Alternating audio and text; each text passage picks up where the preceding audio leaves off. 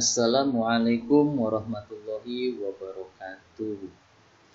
Bagaimana kabar anak-anak Bapak sekalian yang dirahmati oleh Allah? Mudah-mudahan selalu diberi kesehatan. Amin ya robbal alamin. Pada hari ini Bapak akan menerangkan tentang pembelajaran akidah akhlak yang berjudul Al-Mu'min, yang artinya Maha mengurniakan keamanan. Ya, Al-Mu'min, Allah adalah Al-Mu'min yang mutlak, karena hanya kepadanya lah keamanan dapat diraih, dan Dia adalah pencipta keamanan baik di dunia maupun di akhirat. Allah juga maha terpercaya dalam menepati janjinya. Beda dengan janji manusia. Ya, manusia kalau sudah bilang insya Allah, itu pasti tidak akan ditepati janjinya. Itu hanya omongan kosong, betul atau tidak? Ya, mungkin sebagian ada yang betul atau tidak. Nah, Allah bernama Al-Mu'min yang artinya yang maha memberi keamanan atau maha terpercaya, karena dalam mencantumkan janji-janjinya pasti selalu ditepati untuk siapa? Untuk orang-orang yang beriman dan bertakwa kepada Allah. Orang yang selalu bertakwa dan beriman, orang yang suka mensyukuri atas pemberian nikmat kepada Tuhan, itu janjinya pasti selalu ditepati oleh Allah. Dan juga di dalam surat An'am ayat 82 yang berbunyi A'udzubillahi minasyaitonirrajim, Bismillahirrahmanirrahim. Allazina amanu wa lam yalbisu imanahum bizulmin ulaika lahumul amnu wa hum muhtadun. Yang artinya orang-orang yang beriman dan tidak mencampur adukan iman mereka dengan kezaliman atau syirik, mereka itulah yang mendapat keamanan, dan mereka itu adalah orang-orang yang mendapat petunjuk. Bagaimana untuk orang-orang yang zalim, bagaimana dengan orang-orang yang syirik, itu pasti tidak akan diberikan petunjuk kepada siapa? Kepada Allah. Karena kenapa? Karena ia adalah orang-orang yang zalim. Ya, beda dengan orang-orang yang selalu beriman, beda dengan orang-orang yang selalu bertakwa.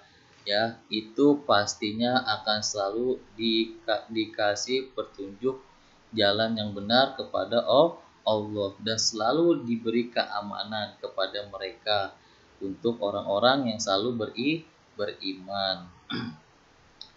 Nah, orang beriman tidak dibenarkan memohon perlindungan selain kepada Allah Subhanahu wa Ta'ala.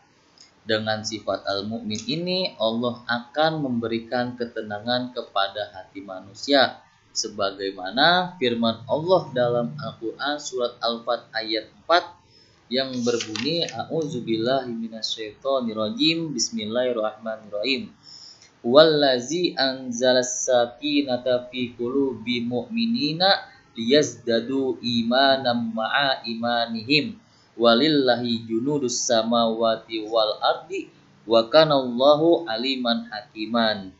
Yang artinya, Dialah yang telah menurunkan ketenangan ke dalam hati orang-orang mukmin, supaya keimanan mereka bertambah di samping keimanan mereka yang telah ada.